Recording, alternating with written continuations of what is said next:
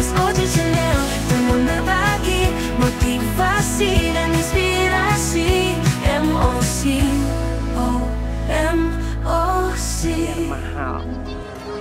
Keputusan pemerintah menaikkan PPN 12% menuai protes berbagai pihak. Protes itu datang dari aksi demo hingga beredarnya petisi penolakan di media sosial yang hingga tahun 2024 segera berakhir. Sebentar lagi, kurang berapa hari lagi sudah memasuki 2025. Ini tandanya rakyat Indonesia siap-siap menerima kado tahun baru. Nah, pemerintah Indonesia, teman-teman semuanya, sudah menyiapkan kado tahun baru untuk rakyatnya. Apa itu? Tanggal 1 Januari nanti mulai berlaku kenaikan tarif PPN atau pajak pertambahan nilai atau PPN. Nah, PPN ini naik per 1 Januari. Apa sih PPN? Semua barang atau jasa yang kita konsumsi nanti akan dikenakan pajak yang ditambah nilainya atau dinaikkan. Yang awalnya 11% menjadi 12%. Nah, bagaimana informasi selengkapnya? Ini dia informasi selengkapnya.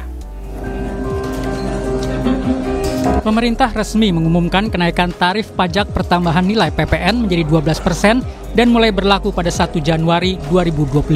Namun untuk menjaga daya beli masyarakat, sederet paket insentif dikeluarkan. Tepung terigu dan minyak goreng mendapatkan subsidi pajak.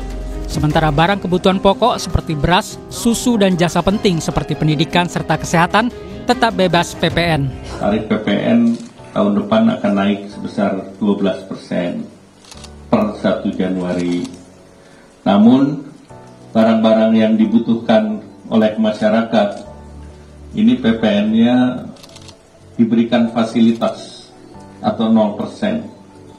Jadi, barang yang seperti kebutuhan pokok, beras, daging, ikan, telur, sayur, susu, gula konsumsi, jasa pendidikan, kesehatan, angkutan umum, tenaga kerja, jasa keuangan, jasa asuransi, vaksin polio, hana, rumah sangat, dan pemakaian air, seluruhnya bebas PPN.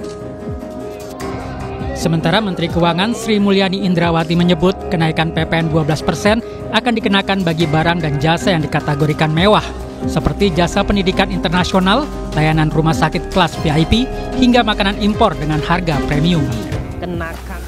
Ya, itu tadi teman-teman semuanya, bahwa per 1 Januari kita berlakukan kenaikan tarif pajak PPN atau pajak pertambahan nilai. Seluruh barang dan jasa yang kita konsumsi, di masih simpang siur nih, katanya cukup barang-barang mewah saja. Tapi ada juga yang menyebut informasi bahwa semua barang yang kita konsumsi kecuali beberapa barang yang dipilah, seperti barang kebutuhan pokok, ada beberapa barang yang mungkin tidak dinaikkan pajaknya atau bahkan tidak dikenakan pajak. Nah, ini tentu menjadi sebuah berita yang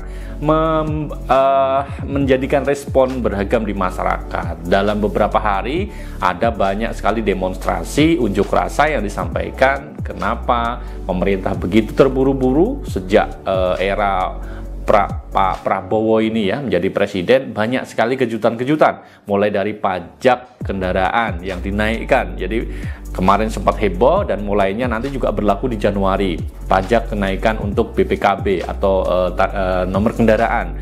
Ini yang terbaru adalah pajak PPN, pajak pertambahan nilai untuk seluruh barang dan jasa yang kita konsumsi dalam beberapa hari ke depan. Nah, bagaimana respon teman-teman semuanya? Tentu ini sangat disayangkan bagi seluruh rakyat Indonesia.